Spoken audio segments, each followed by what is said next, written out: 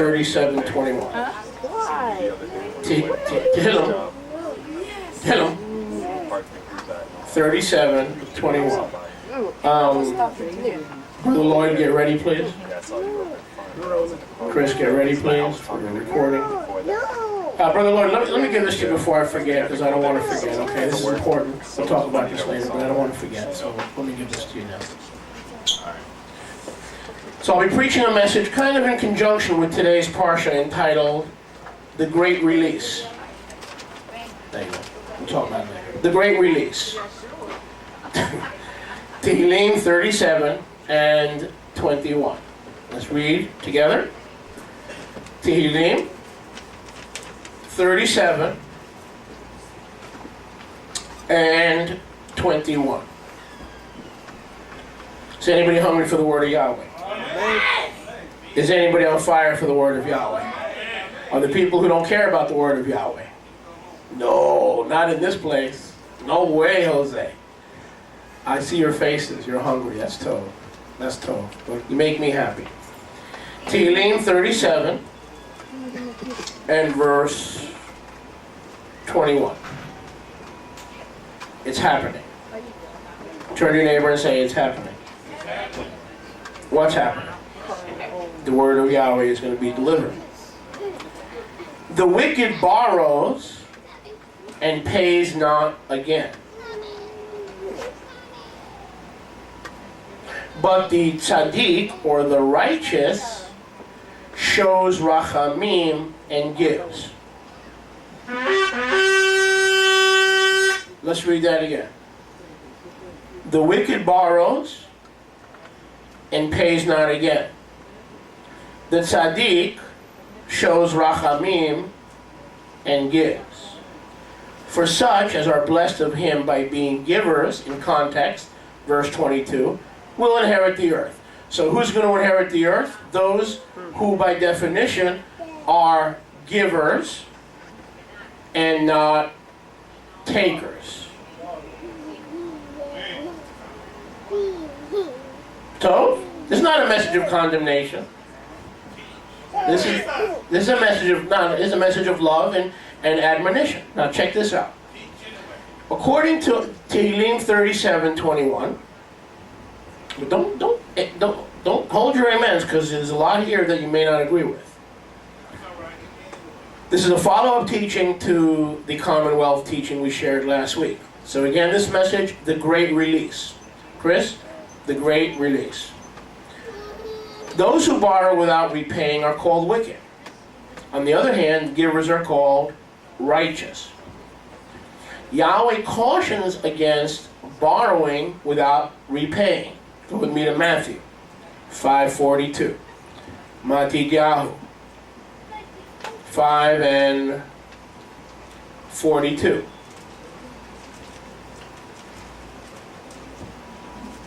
Give to him that asks you, and from him that would borrow from you, turn not away. Let's read that again. Give to him who asks you, and from him that would borrow from you, turn what? Not away. Now Matthew 5:42 does not teach what it appears to be teaching. It's not teaching that. That's why I want you to read it again for the third and the fourth time. Because it doesn't really say what you think it says. Okay? Let's read that again. Give to him who asks you, and from him that would borrow, don't turn away. It seems like anybody that asks, what? Give. And anybody that wants to borrow, just let them borrow. Isn't that what it looks like it's saying? But it's not saying that. It looks like it's saying that, but it's not saying that. Can I hear a good amen? So it says, look, give to anybody who asks. Yeshua said, give to anybody who asks. But from him who would borrow, hey, if they want to borrow money, if they want to borrow something from you, don't turn him away. That is not what it says in light of the rest of Torah. Now, do I have your attention? I hope so. Notice that Yeshua commands outright giving to those who ask. He says, right here in verse 42, if someone asks, give. In love and in the Ruach. by Ruach-led obedience. That doesn't mean, I need 1,000, here's 1,000. I need 20,000, here's 20,000. I need your house, here's your house. I need your wife, all right, no problem. Take. It don't work that way. Don't give to everyone who asks. When Yeshua says give to everyone who asks, he says, as the Ruach is being allowed to lead you in your life. And the Ruach leading you sometimes will say, he's a mooch, don't give him $1, don't give him a penny. To other people, Yahweh is going to say, give this and give that and give this. It's Ruach-led giving. Let's continue. Note it, Yeshua does command outright giving to those who ask, but it's got to be done in love, without any expectations in return, and it's got to be done through the Ruach HaKodesh, meaning he tells you when and how to give. But if you are encountered by a borrowing candidate, meaning, can I borrow money? Now I'm going to show you how this actually should be understood. Can I borrow money? Can I borrow your car keys? Can I borrow this? Apparently according to the end of verse 42, Yeshua says, whoever wants to borrow, don't turn away. So it looks like the borrower the borrower should not be turned away, because Yeshua says if someone comes to borrow something from you, you shouldn't say no. Isn't that the way it looks? Turn to your neighbor and say, it sure looks that way.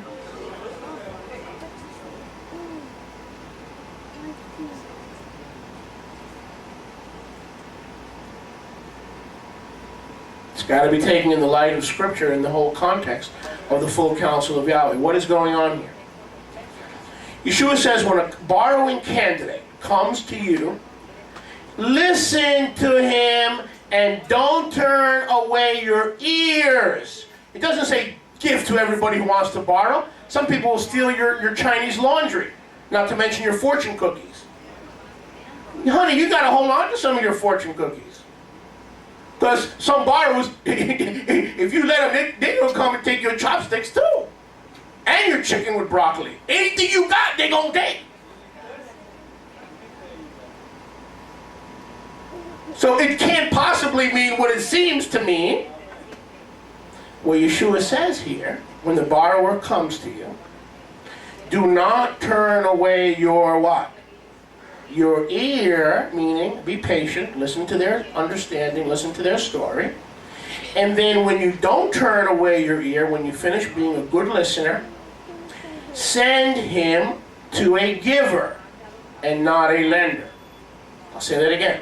Yeshua says, be a giver, but if a borrower comes to you, you are not under obligation to lend him diddly squat, because the wicked borrows and does not repay. Your obligation is to don't turn away. Meaning, I don't care about you. Yeah, leave me alone. Go away. Get lost. No. Don't turn him away. You with me, Judith? Don't turn him away. What that means is don't turn away your ear. That means you should listen to him. That's what it means, don't turn away. It doesn't mean just give them the passcode to your online banking. It doesn't mean give them the passcode to your bank account in Regions.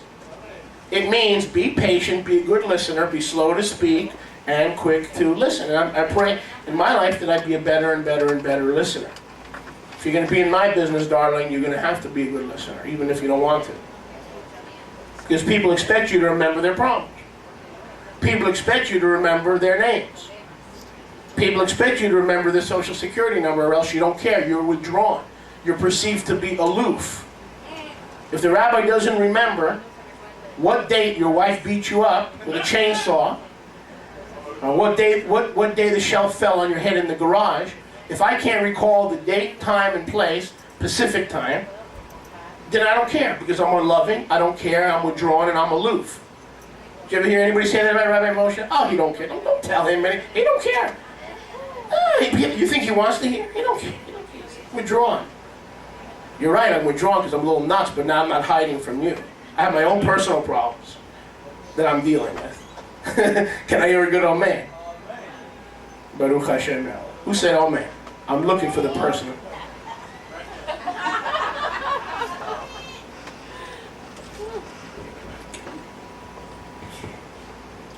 So Yeshua commands us that when we finish listening to the borrower or the potential borrower, we are to ask the Ruach HaKodesh what to give, but we should never turn away our ear. We should give him the courtesy of listening to his story, whether it's a true story, a true need, or a sob story. But then our obligation is to send him not to another lender like HFC, but to a giver. Yeshua commands giving and forbids lending. Write this down. Write this down, because this is important. You don't hear this in the church. Yeshua commands giving, not lending. When a borrower comes, don't turn away his need.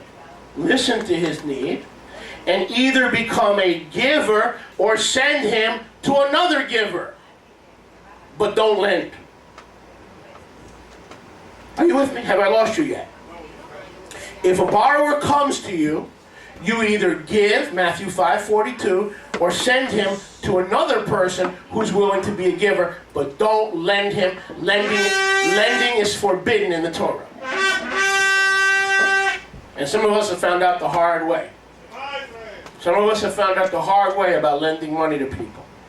I'll be honest with you, I wouldn't even lend money to myself at this point. All right? At this point, it's pretty nasty. Baruch Hashem Yahweh. Because Marshall may not repay Moshe. And Moshe may not repay MJ. And MJ may not repay Moshe Yosef. And Moshe Yosef may not repay Apostle Moshe. And Apostle Moshe may not repay Rabbi Moshe. You know where I'm going with this. Todah Rabbi Yahweh. So Yahweh commands to giving, never lending. When a borrower comes, don't turn away the need. Yeshua has warned us, don't act aloof or listen, have the courtesy to listen, and then either become his giver and provider or send him to another giver. Do not lend or send him to another lender. Do not lend or send him to another lender. Bad Israelite if you do that. Because the odds are you'll never see those potato chips again. Let's be honest. Let's be honest. If you lend away your checkers or your chess or money or whatever, you might as well just give it to them, because more than likely it's not coming back. Even good people don't repay debt. Forget about wicked people and evil people. Even good people don't repay debt. They figure, I'll just wait for the statute of limitations to run out in 7 years. And I know, because I'm one of them. I still owe Sears money. That was from about 10 years ago, and I still owe Sears money. I'm not holier than thou. And whenever Seals called, I put a privacy detector on. And then I waited for the statute of limitations. And now I'm walking around as a righteous rabbi. Oh, I got all my debts paid. And Rivka's the one who had to call these companies and start negotiating with them and paying our debts. Because it's a bad testimony. It's a bad witness. Okay.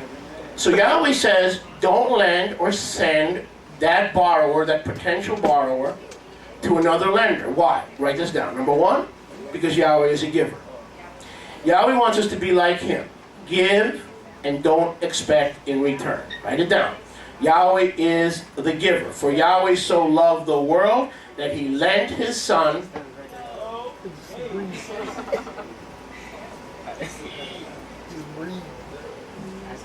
So Yahweh is a giver. He wants us to be like him. If a borrower comes, you become a giver, or send him to another giver, but don't lend him and don't send him to another lender. And I'll tell you why in a few minutes. I'll share this with you. You'll understand. Turn to your neighbor and say, you will understand. Turn to your neighbor and say, right now you may not understand, but you will understand. You may not understand now, but you will understand. Number two, number one, Yahweh is a giver. He wants us to be like him. Number two, we're talking about the great release. Number two, by becoming a lender, you have seated yourself in Yeshua's holy throne. Listen, by making the borrower your slave and not Yahweh's servant. You realize when you lend a person money or lend a person something, that automatically you are their Lord, you are their slave, and by definition, you have seated yourself in the place or in the authority of Yahweh Almighty. Can I hear a good amen? Now listen to this. By becoming a lender, you have seated yourself in Yeshua's seat by making the borrower your slave and not Yahweh's servant. When you become a lender, you are enlisting the borrower into your service and not the master's service. When you give, you are merely an extension of his giving nature. That's good. I'll say that again. When you give, you are merely an extension of his giving nature. When you lend, you just enlisted that man or woman to slavery. It's exactly what Britt was talking about before.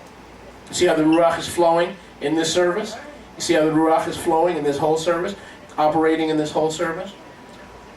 So even though we want to help people when we become a lender, the net result or the consequences is they are our slave. We can call their mortgage in at any time. We can call the car back at any time. We can call those things that are ours to be returned to us at any time. We can pressure them or kill their family or harm their family when they don't repay. You are now in a slave relationship, and the child of Yahweh is only to be a slave to the Master Yahshua. I know what I'm talking about. Stay with me. So we may mean well to lend money to somebody, but in fact they become our slave. Because we can throw them out of the home anytime we want. We can take back the car we lent them anytime we want. We can come back for the food that we gave them anytime we're hungry. Lending is not the way Yahweh operates. Listen, Yahweh never lends you a thing. He gave, he gave, he gave, he gave, and he keeps on giving. Yahweh has never lent you one thing that he has blessed you with. Think about that. He doesn't work that way. He doesn't operate that way.